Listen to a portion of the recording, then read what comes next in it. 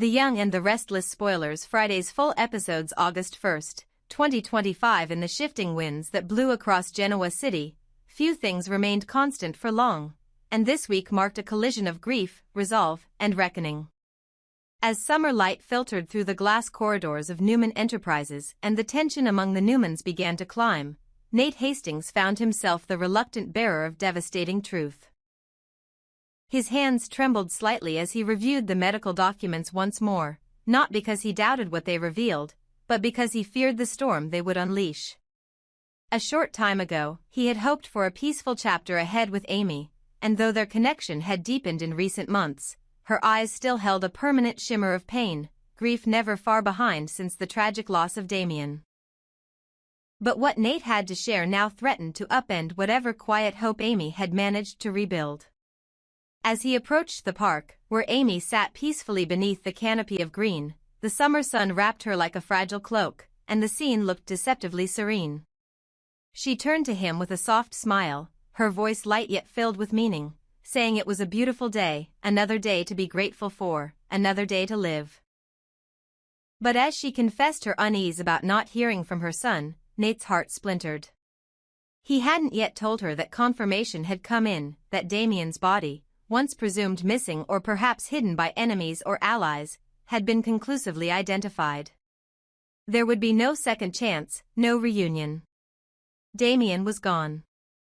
And Nate, who had sworn to protect Amy from further pain, now had to be the one to extinguish the last flicker of hope in her eyes. But while Amy still wandered in uncertainty, the corridors of power at Newman Tower buzzed with a very different kind of emotion. Victoria Newman, wearing the strain of recent events like an armor she refused to remove, stood at the threshold of her brother Adam's office, the silence between them heavy with all the words they never said but always felt. The loss of Cole had left a jagged wound between them, a loss that was complicated, unfinished, delayed. Victoria had announced her decision to postpone the memorial service, and as she informed Adam and Chelsea of this during a brief but charged meeting, it was clear that her motivation wasn't mere grief, it was strategy.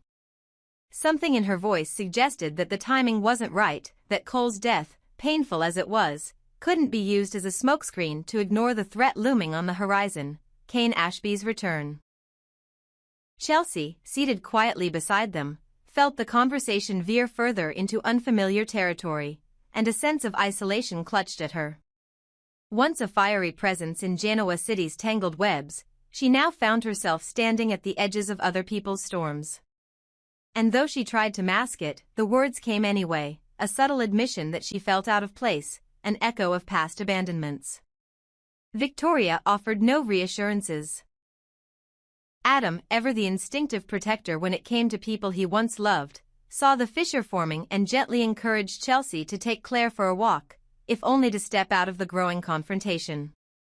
Left alone, Adam turned toward his sister with a complexity in his eyes that went beyond rivalry. He told her softly that he was sorry she hadn't had more time with Cole. The loss wasn't just personal, it was a reminder of how time stole everything if left unchecked. But Adam's focus was no longer simply on mourning. His gaze sharpened as he brought up Kane again, his tone now resolute. Kane wasn't just a nuisance, he was a threat, a shadow stretching over the family's future. Whether they were together or fractured, Adam said, they had to fight for what belonged to them. And if Kane intended to return to Genoa City, then the welcome home party Adam had in mind would be one Kane would never forget. Victoria, initially hesitant, found herself nodding. The fight ahead was more than business, it was personal. Cole would want me ready, she said with quiet finality. Her voice no longer trembled with grief, it resonated with purpose. She and Adam, so often divided, found themselves united by something deeper than loyalty, vengeance wrapped in grief. Meanwhile, the man they spoke of, Kane, had already begun laying the groundwork for his return. Whispers traveled through legal corridors and business circles alike. Kane Ashby had plans, and they didn't include playing nice. He saw Victor's empire not as an obstacle, but as a prize. But Victor Newman, long accustomed to dealing with threats from all corners of the globe, had not survived decades of betrayal, sabotage, and war by being blind.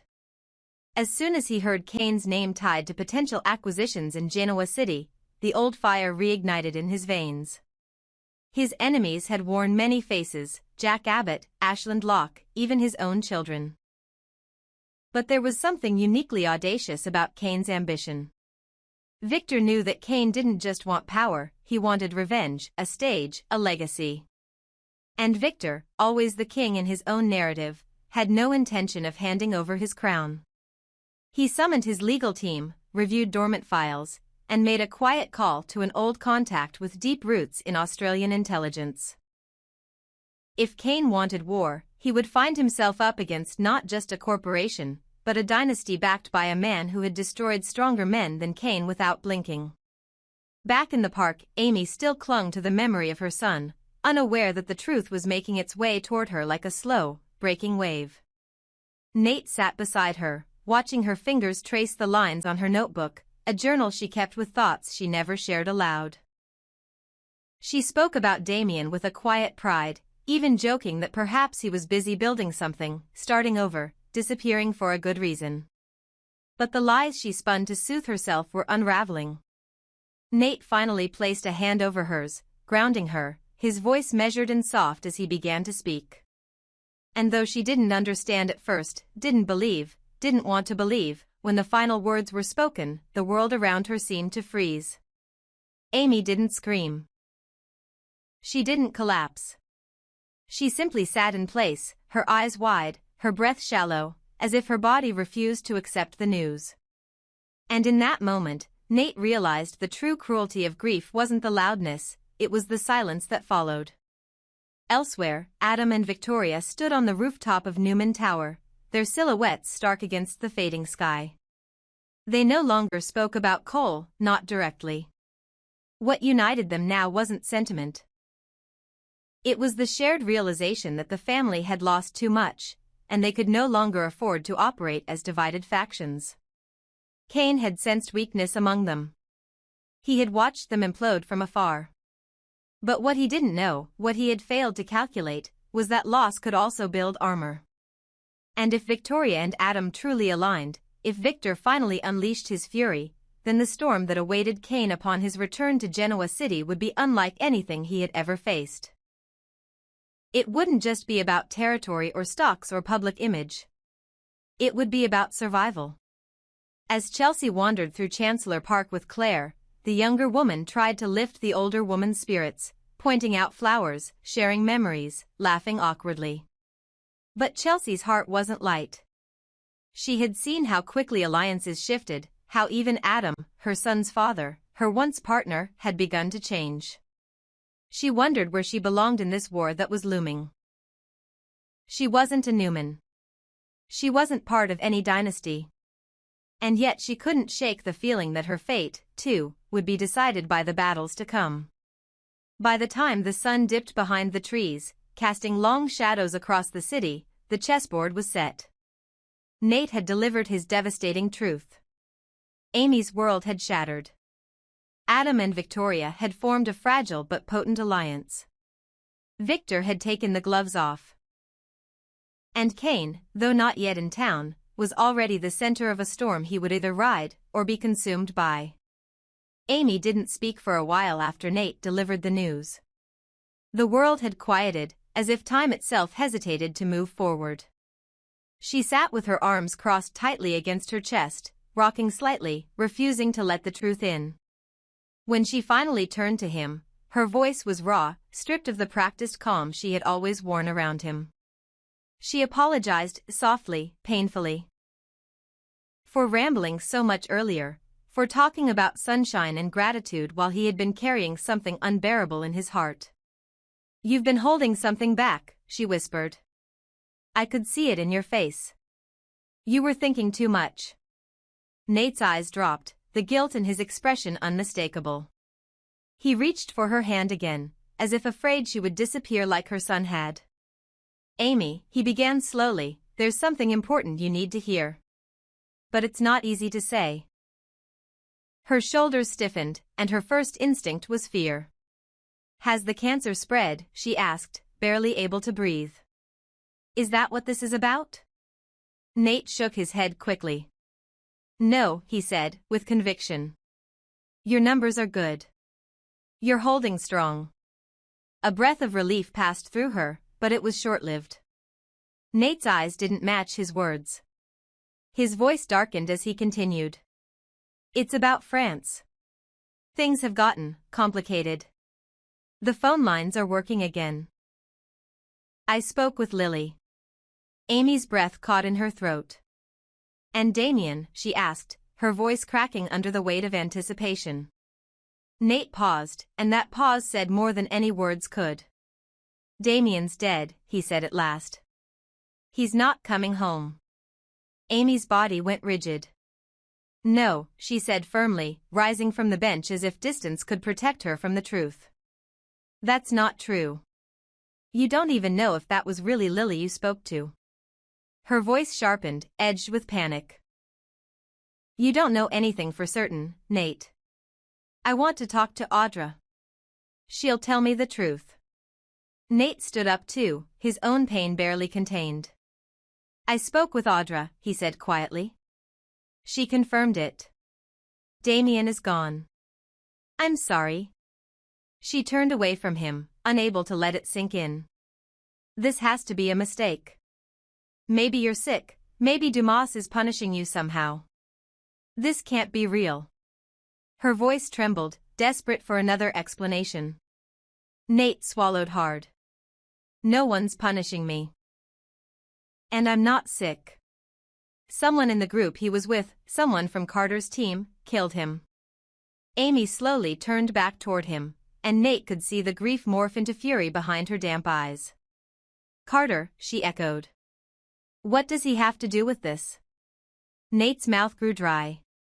Damien got close to Lily during the trip. And Carter. Carter believed Damien was getting in the way of his boss's plans for Lily. His boss is Dumas. And Dumas is Kane Ashby, Lily's ex-husband. Amy's knees buckled slightly, and she sat back down, holding her head in her hands. So he died because he cared about Lily?